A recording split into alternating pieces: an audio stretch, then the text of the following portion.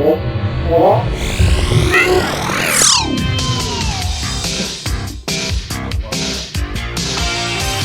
man, what's gonna hang, and I ain't hanging with it. I do have one that we teased on Wednesday. I'm going to come back to it because we mentioned this. Let me rephrase. We mentioned a related story in a earlier story. We mentioned a related subject to this story about Gimps. So here's a Gimp story. Oh, I got a Gimp update. We did cover some Gimp news not that long ago. And we'll bring this up on screen right here. Yes. All right. Here we go. All right. Oh, geez. There's an ad right there on screen. Okay. North Somerset Gimp sightings. Teen describes freaky encounter. I love that headline. A teenager has described a freaky late-night encounter with a man wearing a gimp suit. The 19-year-old said he was approached by a man in Cleve, North Somerset, about just after midnight on Tuesday. He said the man was unpredictable, flopping on the floor, writhing and grunting. The man in his late 30s has been arrested on causing a public nuisance and has been released from jail. He's not on bail now. So, and is this the picture? Is this a real picture of the guy? Because he actually kind of looks like a lizard person. Yeah, it looks like he's covered in something here. So maybe he's fully lubed up. He just got out of Pelosi's house. He is crawling away as fast as he can. It does look like that. It's crazy. He looks like he's like rolling around in filth. It's filthy. It is. But he's out now. Well, they couldn't hold on to him either. And he's got a... Okay. Similar sightings of a person wearing a gimp suit, a full dark bodysuit, and face covering have previously been reported in nearby villages back in 2019, 2021, and 2022. I don't want this guy to be seen as a boogeyman, but this kind of thing, this invisible threat that could be anywhere, is indirectly causing fear, the teenager said. It's not just about the encounter, but the effect it has in waves through the community. It's quite gut-wrenching, he added. Boy, what kind of wussy is this teenager who can't take down a gimp writhing around on the ground? If this gimp is just writhing around on ground, grunting, causing no one any sort of harm, just walk around him. Just do like a little, give him a wide berth. Give the gimp a wide berth and walk around the street. Oh no! We want more grunting than yelling. Yeah. You have some grunting sounds. You play them from your daddy discipline videos. Yeah, I do. I do have quite a few pieces of grunting. I didn't know if I want to go there right now. That's right. The witness, who asked not to be named, said he initially thought the man might have been drunk because of the way he was moving. Well, if he's moving like around on the ground, I'm thinking more of like this. This is like a person trying to act like a lizard than like a traditional gimp movement. Like I think of a gimpy movement as kind of slouched over, kind of walking around, not necessarily slithering around on the ground like a snake. This sounds like something different than a typical gimp. Of course, I'm not in the gimp scene, so I really don't know how it's evolved. I'm not that familiar with how gimps are or are not supposed to act. But tell us more, Mike. What's the typical gait of a gimp? But as the man approached the teenager and his friend, so he did approach. The teenager said the man took a step up on the pavement, arched his body, and flopped to the ground without putting his hands to catch himself. So he just did the classic like Three Stooges fall on his face. And there's pictures. Like the teenagers took out their phone and started taking pictures of this guy. And what I'm seeing here is like on the gimp man's, like his right hand, it looks like he only has 3 fingers. That's what I'm seeing here. I'm seeing the 3-fingered gimp. Like it's hard to say the phone is not great quality, but yeah, it definitely looks very strange. 2 in the pink, 1 in the stink. This is like a lizard person costume. 3 is all you need. This is a lizard person costume. This is not like a typical GIMP Oh, you think he's costume. wearing special gloves to give him the impression of 3 big fingers? Yes. Like the slee stacks. Yeah. This is very peculiar. He said the man was wearing blue latex gloves and a dark bodysuit from head to toe, which was covered in mud. Okay. This outfit was shiny with some sort of liquid, and he was glistening in the torchlight, and he smelled really earthy. Ugh. After he had gone, you could still smell it. This might be a cryptid sighting. Like, this might be like not just a guy in a GIMP suit. This could be a cryptid or an alien sighting. Bigfoot. No, I don't think it's Bigfoot. Bigfoot. The North Somerset GIMP. Yeah. Despite this, the teenager believed that some people could be psychologically damaged if they saw the same thing. I guess the teenager is mentally prepared to go in these kind of situations. If we keep up with the idea that this is a cryptid sighting, then the crappy quality of the photos would fit right in then. Yeah, I agree. A motherfucking Bigfoot. For all we know, this could be Bigfoot. It's not as hairy as what you'd assume a Bigfoot to be. He was all shiny. He was just matted down with mud. He could have been matted down, rolling around in mud to clean himself. This is what dogs do sometimes. When dogs get clean and they go to you shampoo your dog to clean it. The next thing you know, your dog's rolling around in dirt and filth because they don't want to smell all nice. That's what this guy is doing. What I'm assuming is to disguise his natural cryptid scent with the earth around him to blend into his surroundings. Of course. The teenager said he was still trying to rationalize the encounter and may have reacted differently had he not been with a friend. Yvonne. Hey, what's that mean? Does it mean if he was by himself and he saw this, would he scream and run? He might try to have sex with the guy. Would he try to have sex? Would he deploy his night hammer and go? Yeah, exactly. Get involved. Oh. Who knows what happens when you encounter a GIMP alone? Well, the Avon and Somerset police said it was keeping an open mind about the intentions of the man and whether the incident is linked to any other. Acting Inspector Lee Kerslake said the officers are determined to identify the individual or individuals responsible and stop them. You suggesting there's 2 people in that costume? What does that mean? Because they said they arrested the guy, and the man's bail included that he must remain at home between 11 at night and 6 in the morning, and present to police officers upon request. So the GIMP has to be home for about 7 to 8 hours, only at night though. So he can only do his ground writhing pretty much in the morning until late evening. But after the sun goes down, you got to stay home. You can't be out there. Sir, you don't have a permit for nocturnal gimping. Yeah. You need to gimp during the day only. It's much safer for everyone. And please wear some reflectors on your GIMP wear costume. some safety, some high vis gear so people can see you. To make sure joggers don't trip over you.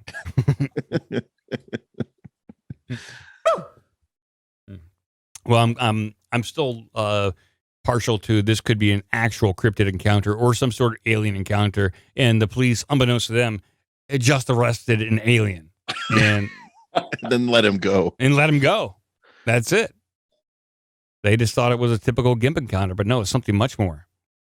This is crazy. I like to see the footage of the officers chasing this guy trying to grab him, but he's all slippery and lubed up.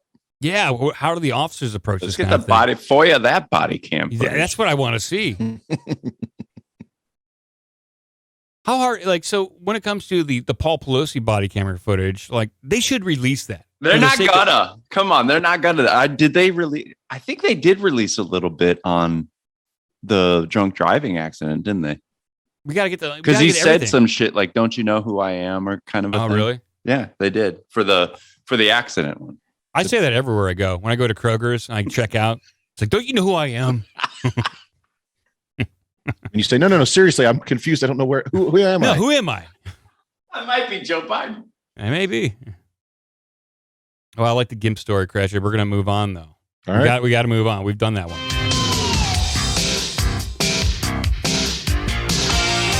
I know that. All right. Next one's already in Carrot Shop, preloaded, ready for you to go. All right. We're going to get this up on screen so people can get this critical news. Okay. There we go. Balls up. Fury as balls runs. Fury as balls run out at $349 testicle festival, and revelers demand money back, blasting they didn't get boobs or balls. Perfect headline. That's a crazy headline. It's a brand new headline. It's never been. I've someone never had to type heard that headline before, ever. Tensions grew incredibly testy at the new testicle-themed festival this weekend after supplies of deep-fried bull balls ran out temporarily, leaving disgruntled customers heading for the exit in a vengeful rage.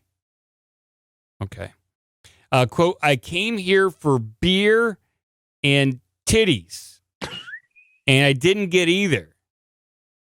Blasted one disgruntled punter in earshot of the U.S. Sun during the 2-day testicle festival in Brenton, Arkansas on Saturday.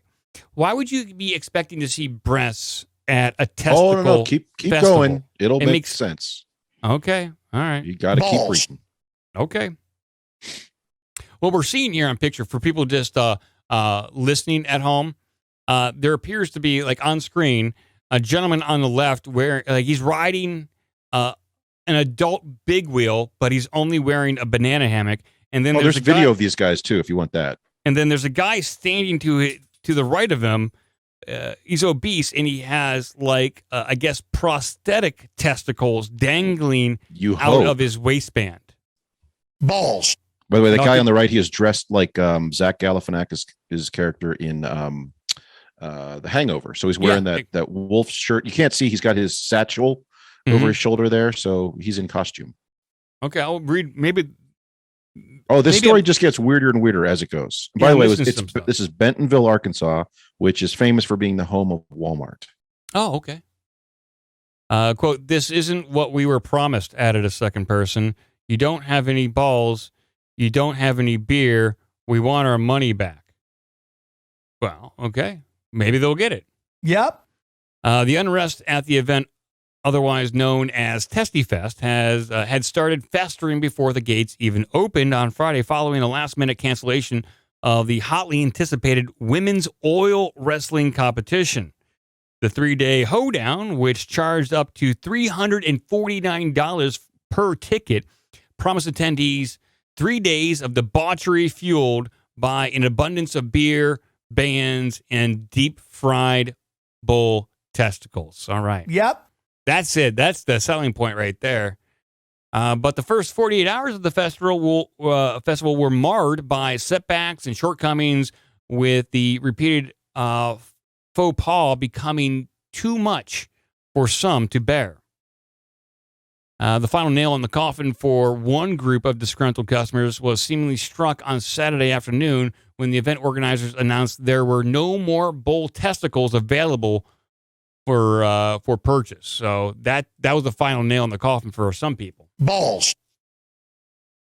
I guess, yeah, if you're showing up to a festival, and so you went there to buy bull balls, and they don't have that, and then the oil wrestling match, they don't have that, then what's the point? You're just hanging out with a bunch of people drinking for $350? Yeah, $350. That's expensive for a one-day festival. You can do that in your backyard in Arkansas, like every day. Mm-hmm. Well, the reason they explained was because the brisk autumnal winds had knocked out one of the event's only fryer, and organizers were having to scramble to find one at a nearby store. The mishap also caused a significant delay to a scheduled ball-eating competition that had been set to commence at 2 p.m., but was pushed back several times before finally starting at 5 p.m. Okay. Boner. By the time the event finally rolled around, the rules had been altered to account for the dwindling supply of testicles. Balls. Oh, boy. Instead of having 10 minutes to consume as many crown jewels as they could, competitors who paid $19 to enter the contest had only one. So $19 in addition to the $350 they paid to get in. Yeah, see, that There's seems some gouging going on here. some extreme gouging. So instead of like consuming as many balls as they could, they can only consume one ball. No, I think Balls. it's a poorly written sentence. Instead of having 10 minutes to eat as many balls as possible, they only had 1 minute. I see. Okay. So you have to really gobble those balls. So how many balls could you eat in 1 minute? I mean, I guess it's unknown. I'm going to guess like you probably could do 5. I mean, I don't know. Yeah, maybe. We'll never know. Yeah. Now there's a man who knows when he's got something good in his mouth. The brief event ended in a flash. It ended in a flash to muted applause. However, things were getting much more animated back at the festival's front gates, where a group of attendees had gathered to demand a refund. One woman and her partner squared off with a ticket information officer as security stood close by. Another couple joined in, and they started combating back and forth. I came here for beer and titties. Flailing her arms and wagging her finger in an accusatory manner, one woman made several accusations of daylight robbery, citing the canceled or amended events, the lack of accessible alcohol, and the halted supply of balls. Quote, "We're going to give you some horrible reviews," she warned, insisting she wasn't going anywhere until her refund was issued.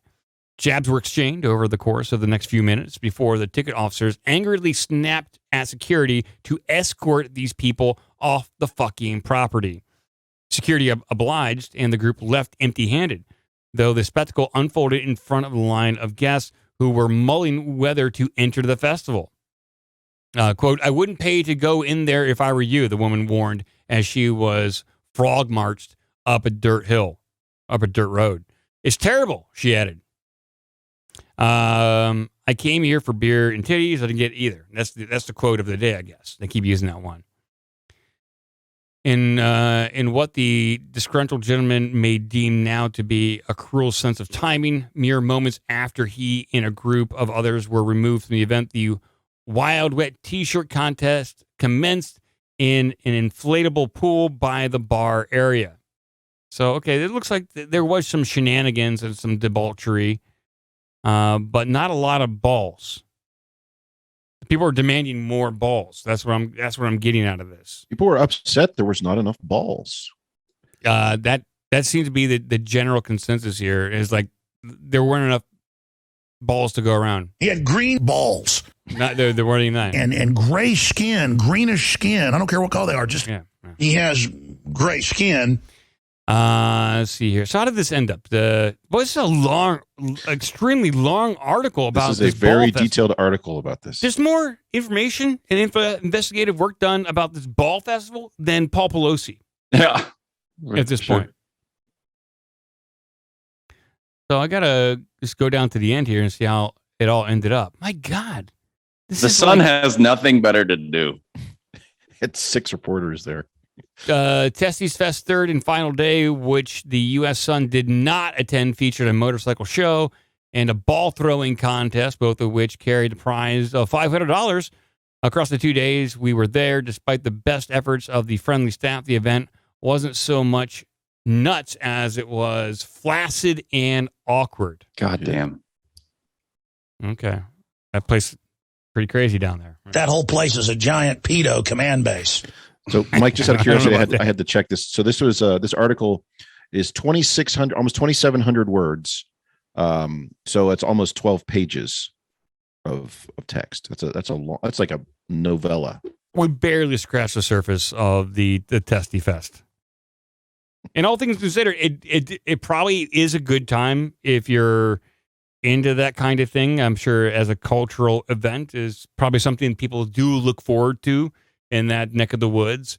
And so when you show up expecting as many balls as you can eat, and you're met with like some sort of supply chain issue, you're going to get angry. Issue. It's going to be angry. I mean, you can blame Biden at this point for our fryer not working. Blame China. Yeah. All right, let's move on. I do like that story, though.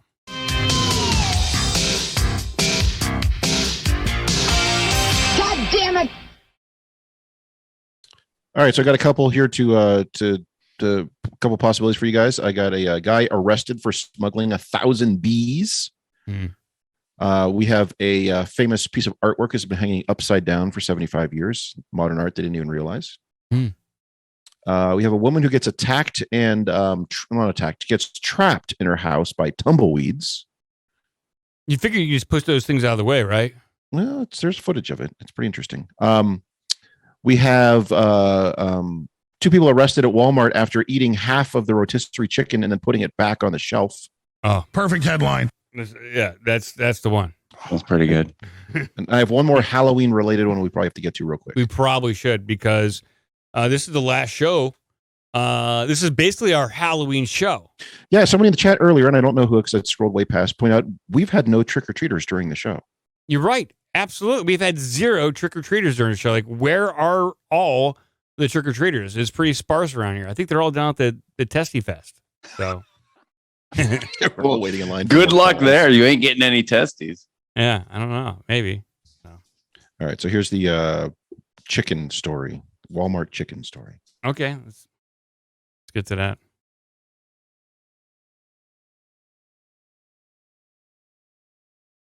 2 arrested after putting half-eaten Walmart rotisserie chicken back on shelf, Largo police say. Oh, okay. All right. Oh, really? Where did they want them to put it? Yeah, where are they supposed to do it?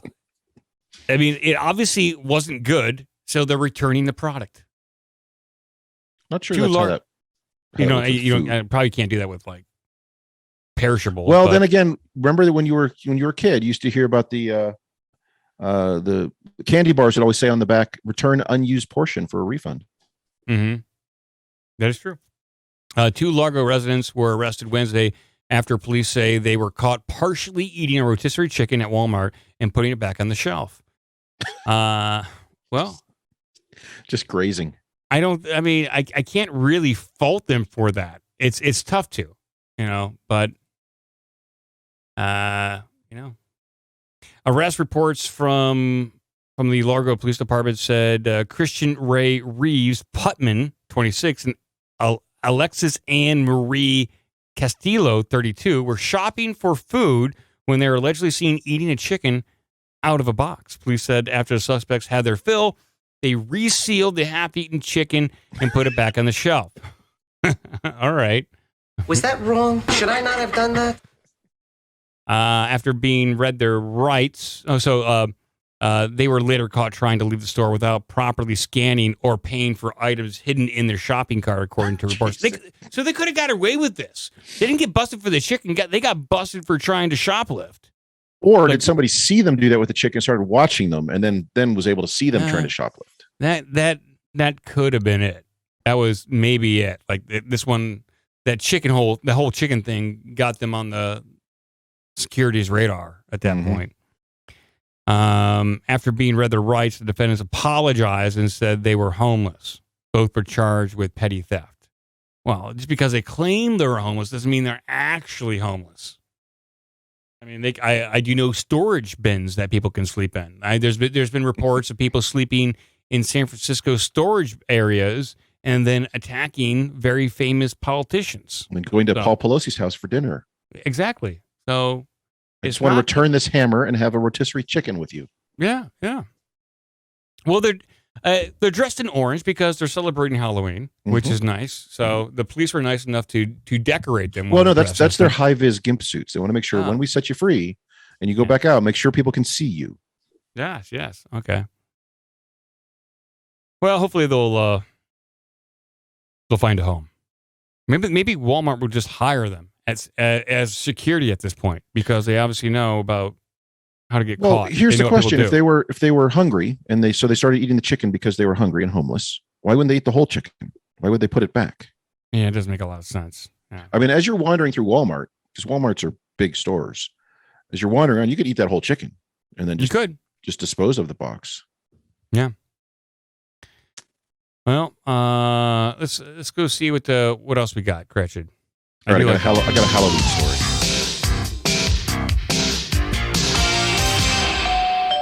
Oh, we do have someone at the door. Let's see who that is. Oh, someone's at the door. I can't believe that. Trick or treat. Oh, it's a trick or treater. How about? I have heart palpitations. Oh no! I can't concentrate. I forget things. I get confused. Oh, there you go. There's your Halloween treat. B. Arthur for some reason. Yeah, be Arthur answering the door. We don't know why. All right, so I got another one in Carrot Shop for you. This is Halloween related. So watch for this on Monday, people, when you're trick-or-treating with your kids or with yourself, I guess. Okay. Bring this up on screen here. And Potatoes USA encourages potatoes instead of Halloween candy. Okay. That's some good news on that front. It is. So instead of, like, there's nothing a child wants more than a potato rather than a Snickles bar or like a Kit Kat. Like, no, Ma, I don't want Skittles. I want a potato. You think you give them a choice? I have you want candy or do you want potato? Yeah, do you want candy or potato? I don't know.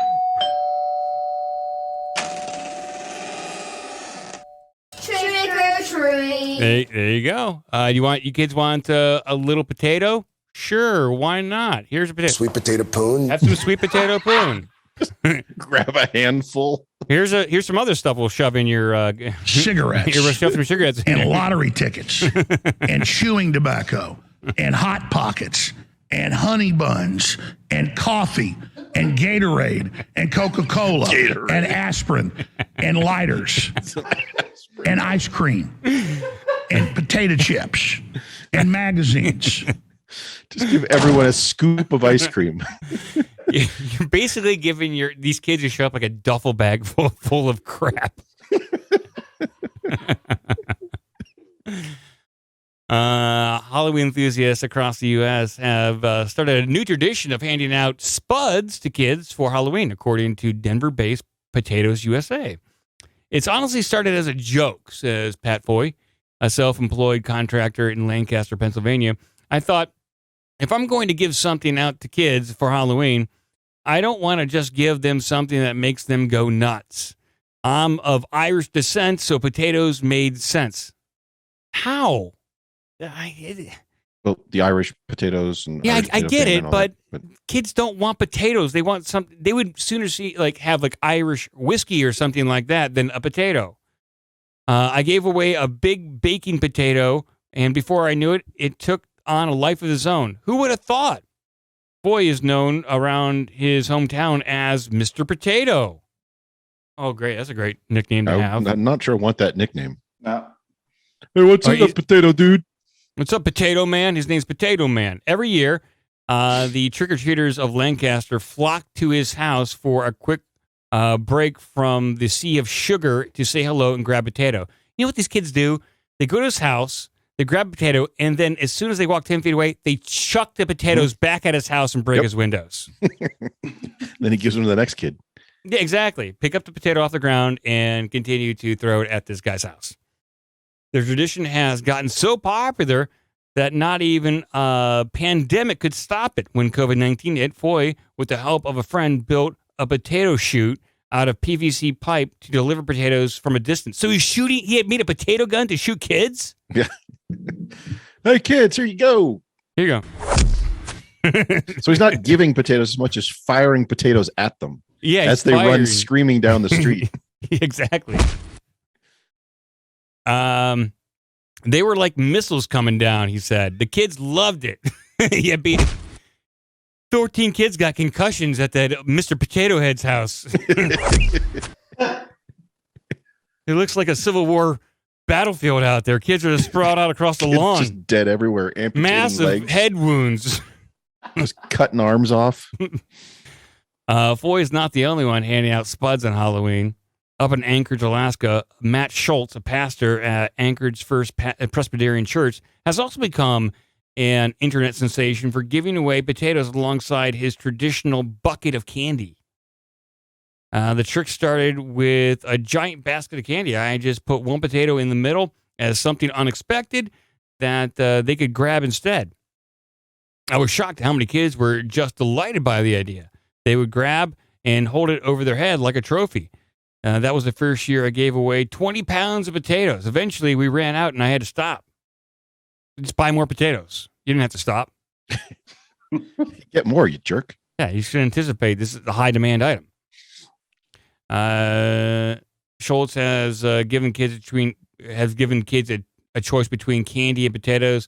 It was in the beginning, he said, only about 10% of the trick-or-treaters chose the potato. But now, as the years have gone on, years gone by, and Foy's house has become more popular of a Halloween destination, kids are leaving behind fistfuls of candy in favor of a potato.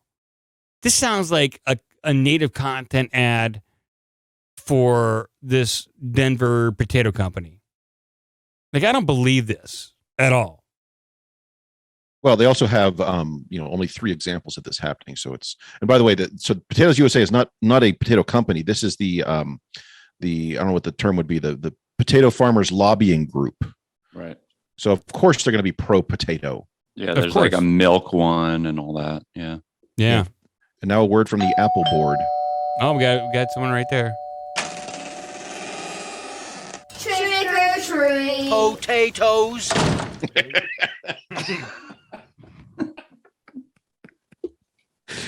You've been digging around for that one. Yeah, it was.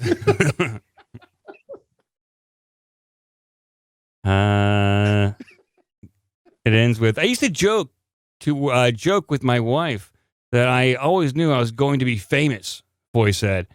I just had no idea it would be because of spuds. Now, I'll take my dog out in the morning for walks, and the kids will see me and yell, "Hey, Potato Man." But hey, there's much worse things in life than being a hero to children. What he doesn't say is when the kids shout at him, "Hey, Potato Man," they're supposed to be followed by a potato coming at him. And then they wing a potato back at his head because they're fucking angry at the bullshit trick-or-treat shit that he's giving away. They take those home and freeze them, put them in the freezer, come back. Those things are rocks. Jesus Christ. This I guy. would take the KFC wedges. Those are my favorite potatoes. You know, those are great. Bread and fry potatoes. Jesus, let's make it less healthy. Like, I'm all for like a nice home fry or like something like that, but just giving a kid an unprocessed potato, it doesn't seem like a good recipe. What the kids probably do, like they hold on to the potato, they put them down there at the end of like their pillow sack, and then they start beating other kids with it, like it's like some sort of like weapons, like some sort of right, like a sock mace. full of nickels. Yeah, exactly. Well, that's what they say. So Bing Crosby was famous for filling a sack full of Valencia oranges and wailing on kids, because then the oranges get the bruises, not the kids. Yeah. I don't know if that's true or not, but I'm reporting it. Yeah, I believe it. San Francisco is MAGA country. I mean, it might as well be true. Yeah. You just whack some kid with your potato and take their candy. That's why they're so popular. That's why they're popular. You figured it out. Yeah. All the kids want the potato to get more candy. Just go down the end of the street. You don't have to trick or treat or anything. Go out there and just whack a kid real good with it. Take his bag. Yeah.